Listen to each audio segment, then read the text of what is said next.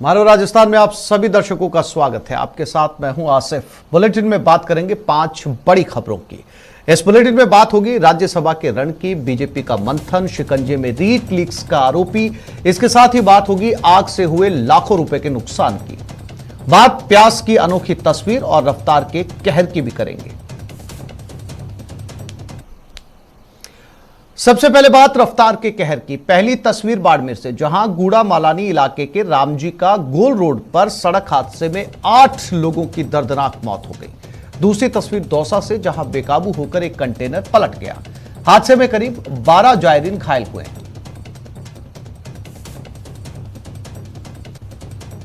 ये 2 तस्वीरें भीषण दुर्घटना की। एक जगह 8 लोगों की मौत और बाड़मेर में भीषण सड़क हादसे में 8 लोगों की मौत हो गई। हादसा गुड़ा मलानी इलाके के रामजी का गोल रोड पर हुआ, जहां सोमवार की रात 1 बजे एक ट्रक ने बोलेरो को टक्कर मार दी। टक्कर इतनी जबरदस्त थी कि मौके पर ही 6 लोगों की जान चली गई, जबकि इलाज के दौरान 2 लोगों ने दम तोड़ दिया। जानकारी के मुताबिक जालोर से एक बारात गुड़ा मलानी थाना इलाके के काधी की ढाणी आ रही थी। इसी दौरान देर रात 1 बजे ट्रक ने बोलेरो को टक्कर मार दी। बोलेरो में कुल 9 लोग सवार थे, जिसमें 8 लोगों की मौत हो गई, जबकि एक महिला गंभीर रूप से घायल हो गई। सभी मृतक जालोर के सेडिया के रहने वाले थे और एक ही परिवार के थे।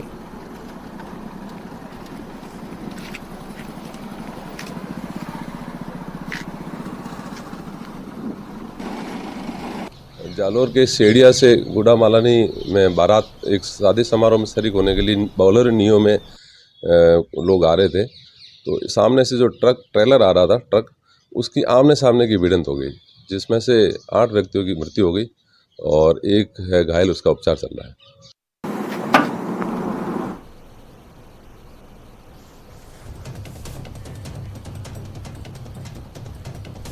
और इस खबर पर ज़्यादा जानकारी के लिए हमारे साथ प्रेमदान देथा बाड़मेर से हमारे साथ जुड़ गए हैं। प्रेमदान देथा के पास चलते हैं। प्रेम, बहुत ही भीषण सड़क हादसा था। बताया ये जा रहा है कि 6 लोग तो मौके पर ही 6 लोगों की जान चली गई, 2 लोगों ने हॉस्पिटल में जान गंवाई। क्या इन सभी मृतकों के परिवार वालों को सूचना दे दी गई थी? कहां से ये लोग जा रहे थे? प्रेमदान, देखिए, मैं आपको बताना चाहूंगा कि ये बारात जो है ये वापस कांधी की ढाणी गुड़ा मालानी आ रही थी। दुल्हन को छोड़ने के लिए उसके परिजन जो थे, ये एक टीवी गाड़ी थी, उसमें सवार होकर आ रहे थे। करीब रात को 1 बजे ये हादसा हुआ। सामने से आ रही ट्रक ने इस टीवी गाड़ी को अपनी चपेट में ले लिया, जिससे मौके पर ही 6 लोगों ने दम तोड़ दिया। गंभीर घायलों को सांचौर रेफर किया, जहां पर इलाज के दौरान 2 लोगों की मौत होगी। तो मैं इसमें बताना चाहूंगा कि करड़ा थाने में कार्यरत हेड कांस्टेबल जो बुद्धाराम पुत्र कानाराम थे, उनकी भी इस दर्दनाक सड़क हादसे में मौत हुई है। ये सभी जो निवासी है, एक ही हालांकि परिवार के हैं, लेकिन अलग अलग जगह के निवासी है। मैं बताना चाहूंगा कि इसमें एक भागीरथ है जो भीनमाल के निवासी थे, प्रकाश है वो गोलिया अपने आरजेटी थाना क्षेत्र के निवासी बाड़मेर के थे, तो पूर्णमाराम और मनीष ये करड़ा थाना के खारा गांव के निवासी थे। सेडिया के जो एक ही परिवार के जो 3 लोग थे, उसमें पूर्णमाराम पुत्र भगवानाराम और भागीरथ नैनाराम और प्रिंस मांगीलाल, ये सेडिया के थे। ये सभी रात को आ रहे थे और मात्र जो बारात जहां पहुंचने वाली थी उससे 8 किलोमीटर पहले ये हादसा हुआ। और इस दर्दनाक हादसे में एक व्यक्ति जो है, इसमें 9 सवार थे। एक व्यक्ति जो प्रकाश हरजीराम सांचौर निवासी है, उसका सांचौर में इलाज चल रहा है, हालांकि उसकी भी हालत बहुत गंभीर बनी हुई है। घटना की जानकारी के बाद में पुलिस अधीक्षक और प्रशासनिक अधिकारी भी गुड़ा मालानी पहुंच गए हैं, घटनास्थल का जायजा लिया है और इस पूरे घटना की जानकारी ली जा रही है। जी प्रेमदान, हमारे साथ श्याम भी बने हुए हैं जालोर से। श्याम, बारात जालोर से निकली थी गुड़ा मालानी के लिए, क्या अपडेट जालोर से इस समय? देखिए सुमित, दर्दनाक सड़क हादसा है जिसमें एक हेड कांस्टेबल की मौत हुई है। पूरे जालोर जिले के पुलिस विभाग में शोक की लहर है। जिसके अलावा 7 लोगों की जो मौत हुई है वो बिश्नोई परिवार से थे और सभी यहाँ सांचौर के पास सेडिया गांव में शादी समारोह था। उसके बाद विदाई के समय अपनी बेटी को विदा करने के लिए ससुराल गुड़ा मालानी के पास पहुंच जा रहे थे। इस दौरान दर्दनाक हादसा हुआ है, जिसमें एक पिता पुत्र की मौत हो चुकी है जो खारा गाँव के निवासी थे पूर्णमाराम, और उसका बेटा जो मनीष था उसकी दर्दनाक मौत हो चुकी है। इसके अलावा परिवार के सभी सदस्य थे और ये सेडिया गांव से जा रही थी। इस दौरान हादसे में दुखद मौत है। इसके अलावा एक की हालत गंभीर है, जिसका सांचौर के एक निजी अस्पताल में इलाज चल रहा है और घटना को लेकर पूरे जिले में शोक की लहर है। बिश्नोई समाज में खास तौर से शोक की लहर छाई हुई है, क्योंकि एक ही परिवार के अंदर इस तरीके की दर्दनाक हादसा जो ये बाड़मेर में हुआ है। इसके अलावा मैं बता दूं, जो डॉक्टरों की टीम है वो जो घायल गंभीर है उसका इलाज कर रहे हैं। इसके अलावा पुलिस के तमाम अधिकारी है वो लगातार फीडबैक ले रहे हैं, घटना की जानकारी ले रहे हैं। इसके अलावा श्याम, ऐसे परिवार की वेदना की कल्पना भी नहीं कर सकते जिस घर में शादी समारोह हो और वहां पर इतने लोगों की मौत की खबर आए। अंदाजा भी नहीं लगा सकते उन पर टूटे दुखों के पहाड़ का। श्याम, निश्चित तौर से सुमित, शादी समारोह और उनके घर में इस तरीके से 8 मौत, और इससे अंदाजा लगाया जा सकता है कि दुखों का पहाड़ है वो पूरी तरीके से टूट पड़ा है। ऐसे में रो रहे हैं, बिलख रहे हैं लोगों के जो भी इस घटना की जानकारी ले रहा है, उनके आंखों से आंसू नहीं थम रहे। पूरी घटना को लेकर लोकसभा स्पीकर ओम बिरला ने भी कड़ी संवेदना जताई है। इसके अलावा स्थानीय जो जनप्रतिनिधि की बात करें, सुखराम बिश्नोई है, बाड़मेर से कैलाश चौधरी है, हरीश चौधरी है, इन तमाम लोगों ने पूरी घटना को लेकर कड़ी संवेदना जताई है जो परिजन है उनके प्रति। रीट पेपर लीक मामले में एक और आरोपी पुलिस के हत्थे चढ़ा है। जालोर का सांचौर निवासी ओम प्रकाश सहारण को गिरफ्तार किया गया है। लंबे समय से एसओजी इसकी तलाश कर रही थी। परीक्षा से पहले रीट पेपर अन्य साथियों को इसने वितरित किया था। एक और रीट लीक का आरोपी पुलिस के हत्थे चढ़ गया है। एसओजी लंबे समय से इसकी तलाश कर रही थी। आज ये एसओजी के हत्थे चढ़ा है। अब इससे भी कुछ जानकारियां मिलेगी। इस पर आरोप है कि इसने पेपर को अपने तमाम साथियों को दिया था।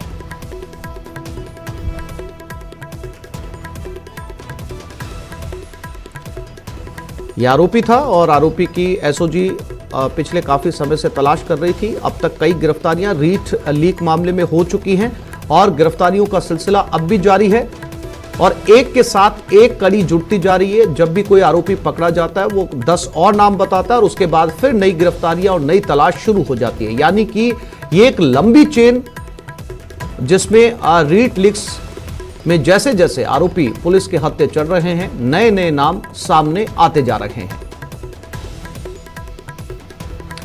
श्याम हमारे साथ एक बार फिर से जुड़ गए, उनके पास चलते हैं। श्याम, एक और आरोपी एसओजी के हत्थे चढ़ा है जिसकी लंबे समय से तलाश थी और अब इससे भी कुछ नामों का एसओजी को पता चल सकता है, फिर कुछ और गिरफ्तारियों की संभावना। श्याम, निश्चित तौर से आसिफ मैं बता दूं कि आज सवेरे इसी बी ढाणी निवासी ओम प्रकाश को सांचौर पुलिस ने गिरफ्तार कर लिया है। पिछले लंबे समय से एसओजी इसकी तलाश कर रही थी, लेकिन ये आरोपी था वो फरार चल रहा था। ऐसे में सांचौर पुलिस को आज सवेरे बड़ी कामयाबी हाथ लगी है। लेकिन आसिफ मैं बता दूं कि ये ओम प्रकाश है, इसने रीट परीक्षा का जो पेपर था आने से पहले ला करके अन्य लोगों को वितरण किया था। इन तमाम चीजों को लेकर एसओजी इसकी तलाश कर रही थी। अब पुलिस की गिरफ्त में आ चुका है। अब जैसे ही एसओजी के सुपुर्द किया जाएगा, एसओजी इन्वेस्टिगेशन शुरू करेगी, तो उसमें आसिफ निश्चित तौर से कुछ ऐसे चौंकाने वाले नाम भी सामने आने वाले हैं, क्योंकि सांचौर का ये रहने वाला है। यहाँ आसपास के क्षेत्र में इसने पेपर वितरण किया था। इसमें करीब 1 दर्जन से अधिक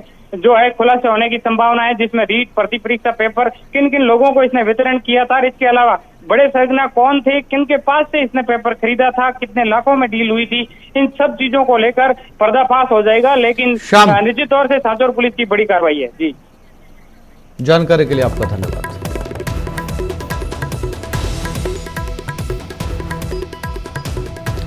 झुंझुनू के बुहाना थाने में मारपीट के आरोप में बंद 2 आरोपी कांस्टेबल को धक्का देकर फरार हो गए। घटना सोमवार रात की है। घटना के बाद पुलिस ने पूरे इलाके में नाकेबंदी करवाकर टीमें रवाना कर दी, लेकिन अभी तक दोनों आरोपी गिरफ्त से दूर हैं। जानकारी के मुताबिक बुहाना के एक व्यक्ति से मारपीट के मामले में भिर निवासी वीरेंद्र और संजय को पुलिस ने गिरफ्तार किया है, जिन्हें कोर्ट ने पूछताछ के लिए पुलिस रिमांड पर सौंप रखा है।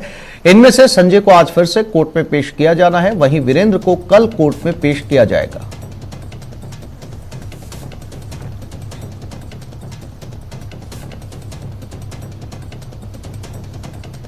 तो आप इस खबर को देखकर अंदाजा लगा सकते हैं कि पुलिस थाने में या पुलिस की सुरक्षा व्यवस्था कितनी कमजोर है। अगर इस खबर को देखें तो पता चलता है कि सिर्फ कांस्टेबल को धक्का देकर 2 लोग फरार हो गए। कितना आसान था इन लोगों के लिए भाग जाना। उसके बाद ना पुलिस की कोई मुस्तैदी, ना पुलिस ने अपनी टीमें दौड़ाई और अब ये फरार हैं। पुलिस अब इनकी तलाश कर रही है, यानी कि हाथ में आए हुए आरोपी भाग गए। कृष्ण सिंह झुंझुनू संवाददाता हमारे साथ जुड़ गए। कृष्ण, कितना आसान था इन लोगों के लिए भाग जाना? पुलिस की गिरफ्त में आके धक्का देकर भाग गए, अब पुलिस इनकी तलाश कर रही है। यह अंदाजा लगाया जा सकता है कि पुलिस की गिरफ्त कितनी कमजोर हो चुकी है। कृष्ण जी आसिफ, मैं आपको बता दूं कि बुहाना में करीब 4-5 रोज पहले एक व्यक्ति से मारपीट हुई थी और उसी मामले में इन दोनों आरोपियों को गिरफ्तार किया गया था। और रात को इन आरोपियों ने सोच के बहाने एक कांस्टेबल को कहा, फिर कांस्टेबल ने जैसे ही इनको बैरक से बाहर निकाला तो ये धक्का देके उसको फरार हो गए। पुलिस है, उन्होंने अपनी टीमें चारों तरफ दौड़ाई है, मगर अभी तक इनका कोई पता नहीं चल पाया है। सूचना के बाद बुहाना डिप्टी है, वो भी बुहाना थाने पहुंचे हैं। कृष्ण, बैरक से निकाला, धक्का देकर फरार हो गए, तो क्या केवल वहां पर एक ही कांस्टेबल था, दूसरे पुलिसकर्मी वहां पर मौजूद नहीं थे? चीखा नहीं गया, चिल्लाया नहीं गया कि ये दोनों भाग रहे हैं? बैरक के बाहर एक ही वो जो संतरी था वो था और उसी की ड्यूटी लगा रखी थी बैरक के बाहर। और जैसे ही इनको सोच के बहाने ये जैसे ही लॉकअप का गेट खोला गया और ये उसको धक्का देके फरार हो गए। और जैसे ही उसने चिल्लाया कांस्टेबल ने कि फरार हो गए हैं, तो उसके बाद आनन फानन में पुलिस इधर उधर भागी। सीसीटीवी भी इस बारे में खंगाले जा रहे हैं, पर अभी तक कोई पुलिस को हम सुराग नहीं मिल पाया है कि ये किस तरफ दौड़े हैं, कहां तक पहुंचे हैं इनके बारे में। वैसे पुलिस का कहना है कि हमने चारों ओर नाकाबंदी करवा रखी है। कृष्ण, जानकारी के लिए आपका धन्यवाद।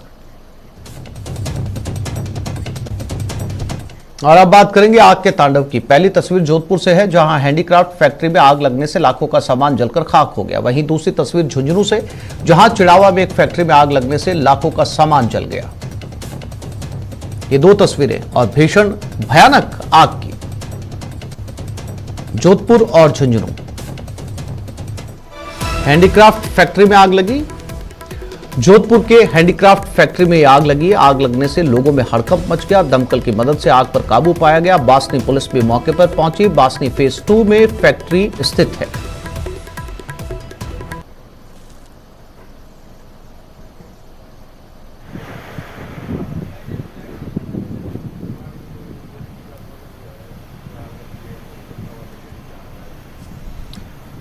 हैंडीक्राफ्ट की फैक्ट्री जोधपुर में, अपने दर्शकों को बता दें, जोधपुर में राजस्थान में सबसे ज्यादा काम हैंडीक्राफ्ट का किया जाता है, जिसमें लकड़ी से बनने वाला ज्यादातर सामान होता है।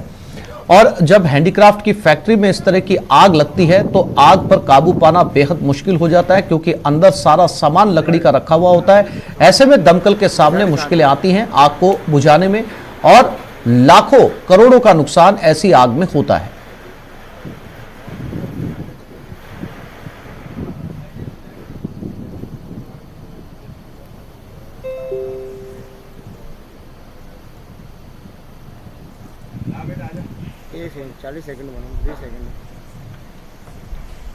और झुंझुनू में भी आग का तांडव। चिड़ाव में हैंडीक्राफ्ट फैक्ट्री में आग लग गई। आग से फैक्ट्री में लाखों का सामान जलकर राख हो गया। कड़ी मशक्कत के बाद आग पर काबू पाया गया।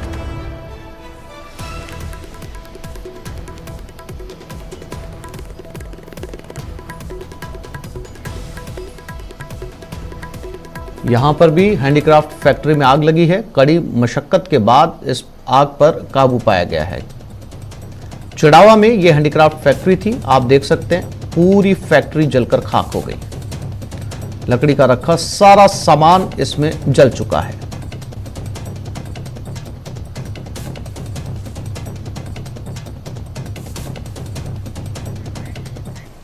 एक छोटे से ब्रेक के लिए रुक रहे हैं, जल्द लौटेंगे। सोच रहे हैं या जो भी नाम रहेगा, जल पटेल या जल चौधरी का नाम देने का उसमें सोच रहे हैं, ताकि वो वर्षा जल कहाँ से जा रहा है, कहाँ बह रहा है, किधर हमें तलाई खोदनी चाहिए, पुरानी तलाई कहाँ गहरी करनी चाहिए कि पानी नहीं सूखेगा। वर्षा जल संग्रहण के लिए प्रत्येक गांव में एक कमेटी फैसला लेगी, जिसके प्रावधान को जल पटेल के नाम से जाना जाएगा। प्रत्येक गांव का जल पटेल तय करेगा कि बारिश के पानी समेत जल संरक्षण कैसे किया जाना है। जल पटेल और उनकी कमेटी प्रशासन के सहयोग से जल संरक्षण का काम करेगी। गांव का पानी गांव में कैसे रहे और उसको पीने के काम कैसे लिया जा सके, वो प्रयास है। दौसा जिले में भूजल नाम मात्र का बचा है। जल संरक्षण अभियान के तहत बारिश के जल को संरक्षित करने का जो अभियान शुरू किया गया है, उसका लक्ष्य भूजल के स्तर में सुधार लाना, जिससे जिले भर में पानी के संकट का स्थानीय स्तर पर ही समाधान ढूंढा जा सके। Ashish Sharma, news 18 network, Dausa.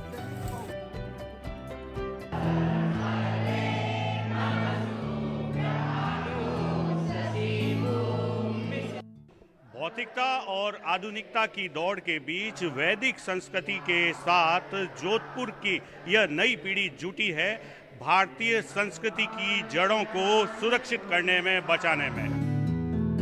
भारतीय संस्कृति के ये भावी ध्वजवाहक हैं, जो आधुनिकता के इस युग में भी अपनी जड़ों से जुड़ने का प्रशिक्षण ले रहे हैं। एक और श्लोक है हमें जो सिखाया जा रहा है, वह है प्रातः स्मरामि भवभीतिहरं सुरेशं गंगाधरं वृषभानभिमम्बिकेशं खट्वाण्डशूलवरदायवहस्तमीशं संसाररोगहरमौषधिमद्वितीयम्।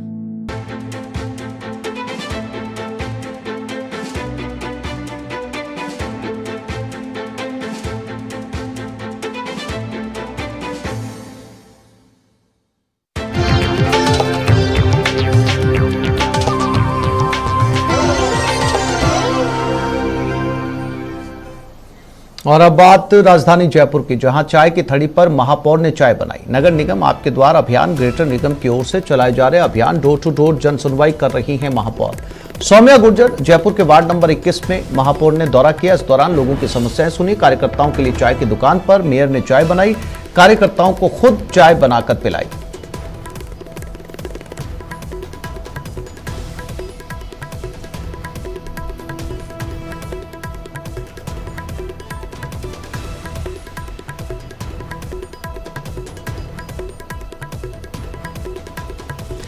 ये मेयर है और आज वार्ड नंबर 21 में पहुंची थी, लोगों की समस्याएं सुनी, समाधान करने की कोशिश की और उसी वार्ड में मौजूद एक चाय की थड़ी पर पहुंची, खुद चाय बनाई, साथ में जो कार्यकर्ता गए थे उनको अपने हाथों से चाय बनाकर पिलाई। महेश धादीच हमारे साथ जुड़ गए, उनसे बात करते हैं। महेश, इस तरह की तस्वीरें आमतौर पर बहुत कम देखने को मिलती हैं जब कोई जनप्रतिनिधि जनता के बीच में पहुंचता है अपने कार्यकर्ताओं के साथ और किसी सार्वजनिक जगह पर उन्हें खुद अपने हाथों से चाय बनाकर पिलाता है। क्या कुछ रहा इस दौरे में? देखिए, बिल्कुल आसिफ साहब, बताना चाहूंगा कि ये नगर निगम ग्रेटर आपके द्वार बीच में पहुंचा जा सके। आमतौर पे इसके पीछे मकसद ये था कि जो जनप्रतिनिधि जनता के वोट से चुनकर के आते हैं वो जनता से कहीं न कहीं दूर हो जाते हैं। तो इस कारण से निगम ग्रेटर ने एक पहल की थी कि जो है लोगों के बीच में वार्डों में पहुंचे, उनकी जो समस्याएं हैं डोर टू डोर वो जानने की कोशिश करें और जो निगम से जुड़ी हुई जो भी गतिविधि है उसका मौके पर ही समाधान करने की कोशिश हो। इसे लेकर के अभी विद्याधर नगर में जो है ये अभियान के अलग अलग वार्डों में चल रहा है। आज जो वार्ड 23 और 24 जो है उनमें ये जो है अभियान पहुंचा हुआ था और महापौर जो सौम्या गुर्जर हैं वो लगातार लोगों से फीडबैक ले रही है कि किस तरह से जो पब्लिक की परेशानी है उसे किस तरह से सॉल्व किया जा सकता है, सुझाव लिए जा रहे हैं। जहां तक आपने बात की चाय की थड़ी पर, जिस तरह से महापौर पहुंचे और वहां पर जो तमाम कार्यकर्ता थे उन्हें देख करके महापौर ने जो है यहाँ पर खुद अपने हाथों से चाय ये जनप्रतिनिधि में यह होता है कि वो इस तरह से जमीनी स्तर पर अपना जुड़ाव रखता है और आम लोगों के बीच में, कार्यकर्ताओं के बीच में वो अपनी किस तरह से पकड़ रखता है और जमीन से जुड़े होने का जो संदेश देता है वो एक भाव इसमें कहीं न कहीं जो है इसके पीछे होता है, जो अक्सर हम चुनाव में ही तस्वीरें देखा करते हैं। लेकिन ये जो उसके बाद भी जो है कि जब जनता में जीत करके लोग पहुंचते हैं तो उसके बाद में भी जो ये चीज कायम रहनी चाहिए, उसका एक संकेत देती हुई तस्वीर थी। जहां तक निगम ग्रेटर के अभियान की बात है, काफी कुछ जो है इसमें समस्याओं का समाधान हो पा रहा है, लेकिन बड़े स्तर पर जो शिकायतें हैं वो नालों की सफाई को लेकर के हैं, पट्टे जो वितरित किए जा रहे हैं प्रशासन शहरों के संग उसकी जो धीमी रफ्तार है उसको लेकर के है, और साथ ही साथ में जिस तरह से अभी जो निगम से जुड़ी हुई कई जो परेशानियां हैं लोगों को, वो जो है उसका सामना यहाँ पर निगम ग्रेटर की महापौर और तमाम जो प्रशासन है उसको करना पड़ रहा है। हालांकि त्वरित है नहीं, लेकिन उसके बाद भी जो है उनको लोगों को आश्वासन दिया जा रहा है और समय पर उनका निस्तारण हो सके इसकी जो कोशिश है वो की जा रही है। जानकारी के लिए महेश आपका धन्यवाद।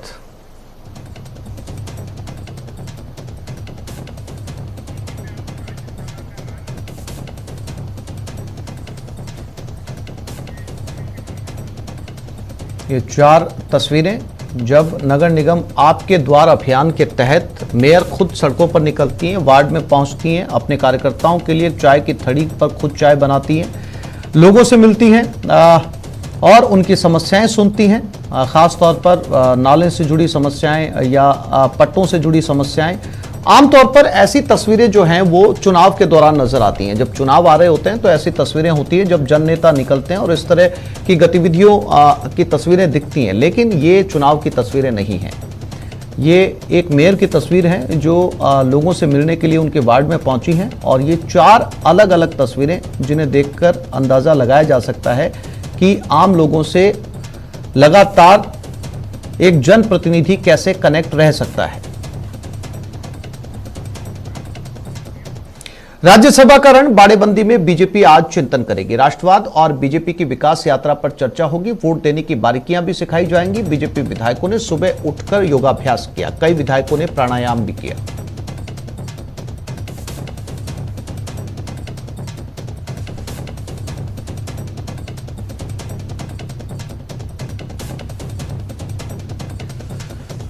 और बाबूलाल धायल हमारे साथ जुड़ गए, उनसे बात करते हैं। बाबूलाल, पहले सिर्फ कांग्रेस को लेकर बाड़ेबंदी का कहा जा रहा था, बीजेपी के जो नेता हैं वो भी बाड़ेबंदी में नजर आ रहे हैं, योगाभ्यास कर रहे हैं, प्राणायाम करते हुए उनकी तस्वीरें हैं, तो सबने अपनी अपनी जगह पर ये बाड़ेबंदी कर रखी है ताकि किसी तरह की चूक इन चुनाव में ना हो। बिल्कुल अपने कुनबे को संभाल के रखना है, तो बीजेपी भी कहीं न कहीं उसको भी आशंका है कि विधायकों को खुला छोड़ा तो फिर कांग्रेस सेंधमारी कर सकती है। तो अपने विधायकों को सुरक्षित रखने के लिए उन्होंने जयपुर से कोई 20 किलोमीटर दूर बल्लूपुरा गांव है जामडोल के पास, वहां पर एक लग्जरी रिजॉर्ट में रखा है जहां पर विधायकों ने रात गुजारी। सुबह उठ करके उन्होंने योग किया, प्राणायाम किया और कई विधायक जो है जो संघ परिवार की शाखा लगती है वो शाखा में भी शामिल हुए और दिन भर आज चर्चाओं का दौर चलेगा। बीजेपी बूथ मैनेजमेंट से लेकर राष्ट्रवाद, विचार परिवार, ऐसे जो विषय हैं जो उनके वैचारिक सिद्धांतों से जुड़े हुए हैं उनके ऊपर चर्चा करेगी और बीजेपी विधायकों को अनुशासन की सीख दी जाएगी। लेकिन जो गणित है वो अभी बैठता हुआ दिख नहीं रहा है बीजेपी के पास में, उसको लेकर पार्टी भीतर ही भीतर चिंतित भी है, क्योंकि जो कांग्रेस का खेमा है उसमें तीसरे उम्मीदवार की जीत के लिए जो जरूरी वोट है वो जुटते हुए दिखाई दे रहे हैं। हालांकि अभी भी कुछ कांग्रेसी जो विधायक हैं और कुछ कांग्रेस समर्थित निर्दलीय वो वहां बाड़ेबंदी में नहीं पहुंचे हैं, मगर फिलहाल जो कांग्रेस के नेताओं का जो कॉन्फिडेंस है उसको देखकर बीजेपी के खेमे में खलबली जरूर मची हुई है कि उनका जो दूसरा उम्मीदवार है शायद ही कोई करिश्मा या कोई चमत्कार है उसको जीत दिला पाए। लेकिन जो बयानों की गर्मी है वो बराबर आ रही है और जो बीजेपी के नेता है फिलहाल हार मानते हुए नहीं दिख रहे। कल ही गुलाब चंद कटारिया ने कहा कि कांग्रेस और उसके समर्थित कई निर्दलीय उनके रडार पर हैं और बाड़ेबंदी में रहकर यानी कांग्रेस के खेमे में रह करके ये लोग वोट देने आएंगे तो अपनी अंतरात्मा की आवाज पर वोट करेंगे और इसका फायदा बीजेपी के समर्थित उम्मीदवार को मिलेगा और हम जीत भी सकते हैं। तो ये जो बयान आ रहे हैं इसका मतलब ये है कि आखिर तक जो है माहौल बनाए रखने की कोशिश होगी ताकि बीजेपी के विधायकों का जो कॉन्फिडेंस है वो भी रहे, उन्हें उम्मीद रहे कि कहीं न कहीं पार्टी के नेता कल जो है वो बीजेपी के वरिष्ठ नेता गुलाब चंद कटारिया से बात कर रहे थे और उन्होंने बहुत कॉन्फिडेंट नजर आ रहे थे। वो उन्होंने साफ तौर पर दावा किया न्यूज 18 राजस्थान पर कि कांग्रेस के विधायक भले ही बाड़ेबंदी में हो लेकिन उन्हें उम्मीद है वो कुछ लोगों के टच में, हालांकि उन्होंने नाम नहीं बताए। उन्होंने कहा कि वहां पर क्रॉस वोटिंग होगी। इसके साथ साथ बीजेपी के लिए राहत की बात यह भी हो सकती है कि हनुमान बेनीवाल की पार्टी ने भी साफ तौर पर जो है वो ऐलान किया है कि वो बीजेपी के निर्दलीय उम्मीदवार के साथ जाएंगे। तो ऐसे में उम्मीदें अभी खत्म नहीं हुई बाबूलाल। देखिए, उम्मीदें खत्म तो नहीं हुई हैं। जब तक आखिरी वोट डल नहीं जाए तब तक आशंकाएं रहेंगी। मगर 3 हनुमान बेनीवाल के वोट आने से वो 8 वोट तो नहीं आ पा रहे ना, जो निर्दलीय उम्मीदवार को जीतने के लिए जिसकी जरूरत है। 8 वोट आप कहाँ से ला रहे हैं? उसका गणित आपके पास फिलहाल दिखाई नहीं पड़ रहा। बीटीपी भी बताया जा रहा है कि उसकी नाराजगी दूर हो रही है और उसके जो 2 विधायक है वो भी जा रहे हैं। सीपीएम भी समर्थन का ऐलान कर रही है और जो निर्दलीय विधायक सरकार को रोज कोस रहे थे, अब वो भी चुपके से बाड़ेबंदी का हिस्सा बनते हुए दिख रहे हैं। तो अब ऐसी सूरत में आपके पास में कुछ ऐसा बचा नहीं है, लेकिन फिर भी बीजेपी के नेताओं को लग रहा है कि कोई उलटफेर होगा और कुछ न कुछ चमत्कार या करिश्मा जो है उनके दूसरे उम्मीदवार को, जो निर्दलीय उम्मीदवार है, उनको जीत दिला सकता है। तो अभी कल्पनाएं, कयास है, अटकलें हैं, ये लगती रहेंगी, लेकिन बाड़ा जो है फिलहाल कांग्रेस का बहुत मजबूत है। कांग्रेस जो बीजेपी की बाड़ेबंदी में जो है वोट की चर्चा कम और राष्ट्रवाद और विचार और इनकी जब बातें होने लग गई तो इसका मतलब है कि बीजेपी को लग रहा है कि खेल अब मुश्किल हो गया है। बाबूलाल, बाड़ा रवायत बन चुका है राजस्थान की। जी देखिए, दशकों से जब से चुनाव हो रहे हैं बाड़ेबंदी होती रही है, प्रशिक्षण दिया जाता रहा है, विधायकों की खरीद फरोख्त भी होती रही है और इसे लेकर के राजनीति भी बहुत गर्म रहती है।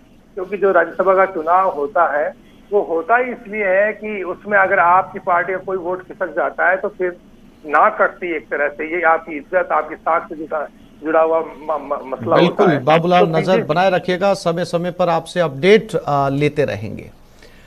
आगे बढ़ते हैं। राज्यसभा चुनाव का रण, चुनाव में धनबल और अन्य प्रलोभन की आशंका बरकरार है। जलदाय मंत्री डॉक्टर महेश जोशी मुख्य निर्वाचन अधिकारी से शिकायत करेंगे। दोपहर करीब 12 बजे मुख्य निर्वाचन अधिकारी के दफ्तर पहुंचेंगे। महेश जोशी के साथ जाएंगे पूर्व महाधिवक्ता जीएस बापना।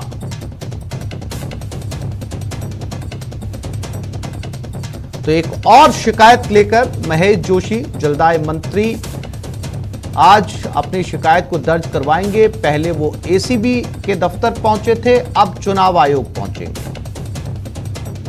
यानी इस आशंका को लेकर कि इस चुनाव के अंदर विधायकों की खरीद फरोख्त हो सकती है और उसको रोकने के लिए, उस पर नजरें बनाए रखने के लिए, ऐसे मामलों से चौकस रहने के लिए वो लगातार कानूनी मदद के लिए जो है वो पहले गए थे एसीबी के दफ्तर।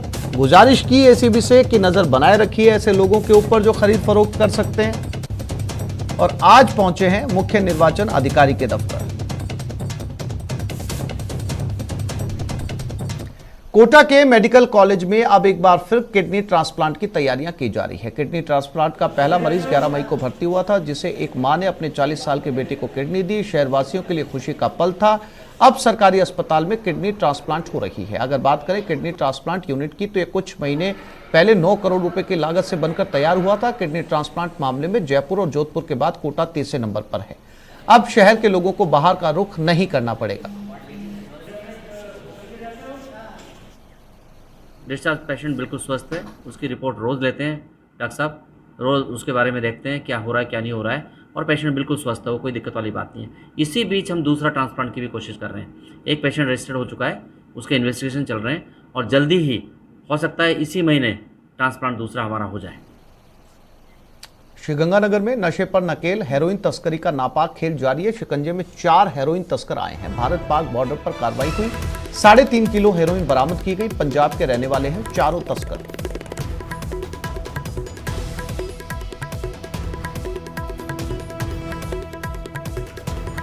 अशोक संवाददाता गंगानगर हमारे साथ जुड़ गए हैं। अशोक, क्या कुछ जानकारी इन हेरोइन तस्करों के बारे में?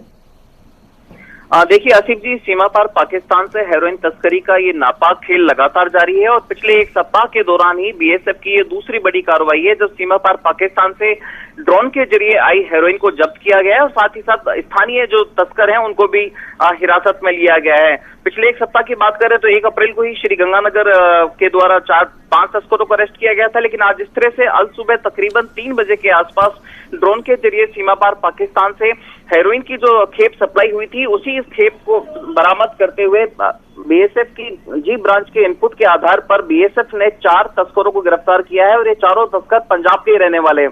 लेकिन अभी भी खास बात यह है कि जो स्थानीय तस्कर थे जिन्होंने इस हेरोइन की डिलीवरी ली थी सीमा पार पाकिस्तान से ड्रोन के जरिए, उनकी तलाश अभी जारी है। बीएसएफ के द्वारा गतसिंहपुर थाना क्षेत्र के ख्यालीवाली चेकपोस्ट क्षेत्र के अंदर कार्रवाई की जा रही है, सर्च अभियान चलाया जा रहा है ताकि जो लोकल तस्कर हैं जो इस पूरे के पूरे तस्करी के खेल में इन्वॉल्व हैं उनको पकड़ा जा सके। जी आसिफ जी। अशोक, जानकारी के लिए आपका धन्यवाद।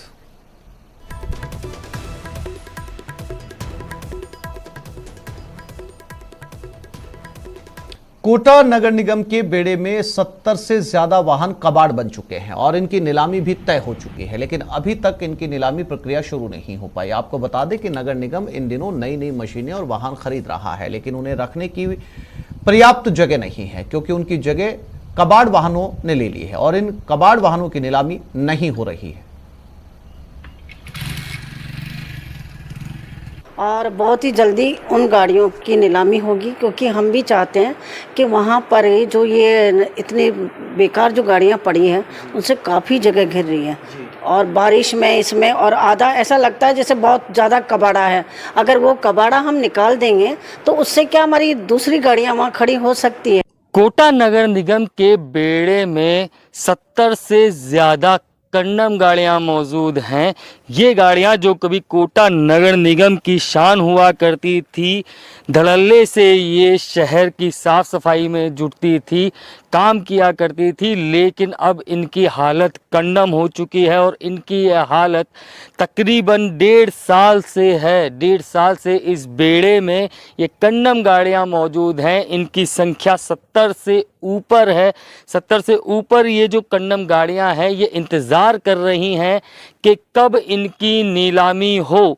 1 साल से इनकी नीलामी की जो प्रक्रिया है वो विचाराधीन है। हालांकि जो कोटा उत्तर की उप महापौर मंजू मेहरा हैं, उनकी माने तो उन्होंने इस फाइल को आगे बढ़ा दिया है, काफ़ी आगे तक बढ़ चुकी है इनकी जो नीलामी की फाइल है, लेकिन अभी तक वो रास्ता साफ नहीं हुआ है कि किस रास्ते से इन जो गाड़ियां हैं, ये जो व्हीकल हैं जो कंडम हालत में आ चुके हैं, इनकी नीलामी कैसे हो। मंजू मेहरा का साफ तौर पर कहना यह है कि इनकी जो कार्रवाई है वो की जा चुकी है, फाइलें आगे बढ़ चुकी हैं, लेकिन अभी तक इनका रास्ता साफ नहीं हुआ है कि इनकी नीलामी कब होगी और कब तक इन वाहनों को नीलामी का इंतज़ार करना पड़ेगा। योगेश त्यागी, न्यूज़ 18 कोटा। जयपुर में युवक की हत्या से सनसनी। करधनी इलाके में युवक की हत्या कर दी गई। सड़क किनारे युवक का शव मिला। मौके पर पहुंचे करधनी थाना प्रभारी एफएसएल टीम को भी मौके पर बुलाया गया। हत्या कर शव सड़क किनारे फेंकने की आशंका।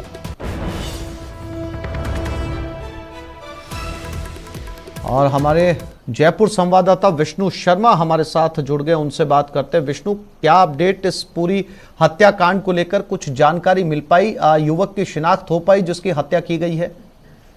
देखिए, मैं आपको बताऊं कि ये करधनी थाना इलाके का मामला है, जहां पर नांगल जैसा बोरहा में निर्मल वाटी की कॉलोनी है, वहीं पर सीताराम भाटी ने एक रिपोर्ट दर्ज कराई है। उसने पुलिस को सूचना दी कि उनके खेत में आज सुबह एक युवक की लाश मिली। युवक के सिर पे और चेहरे पे चोट के काफी गहरे निशान है और उसके बदन जो कपड़े हैं वे भी अस्त व्यस्त हैं। वहीं पर पुलिस ने को पूरे मामले की सूचना मिलने पर करधनी थाना प्रभारी मौके पर पहुंचे। वहीं पर एफएसएल टीम को मौके पर बुलाया गया। फिलहाल ये लगता है कि युवक की हत्या करके उसके शव को इस निर्मल वाटिका में जो सीताराम भाटी है उनके खेत में फेंका गया है। अभी तक जो है शव की शिनाख्त नहीं हो सकी है और पूरे मामले की जांच पुलिस ने शुरू कर दी है। जी विष्णु, जिस खेत में ये शव मिला है, जिन्होंने ये जानकारी दी है, क्या वहां पर जो है वो पुलिस ने आसपास के लोगों से और पूछताछ की है? कब ये शव जो है खेत में फेंका गया, इस तरीके के कोई चश्मदीद आसपास में मिले हैं पुलिस को? देखिए, ये पुलिस का अभी तक जो जानकारी में सामने आया उनको ये लगता है कि अभी तक ये देर रात का मामला है, जहां पर इस युवक की पहले उसको मारा गया, उसके बाद में निर्मल वाटिका पे ले जाकर के इस खेत में, सीताराम भाटी के खेत में इस शव को फेंका गया। फिलहाल अभी तक किसी भी व्यक्ति ने, आसपास के व्यक्ति ने सूचना देने से इनकार किया है कि उसने किसी को आते जाते देखा।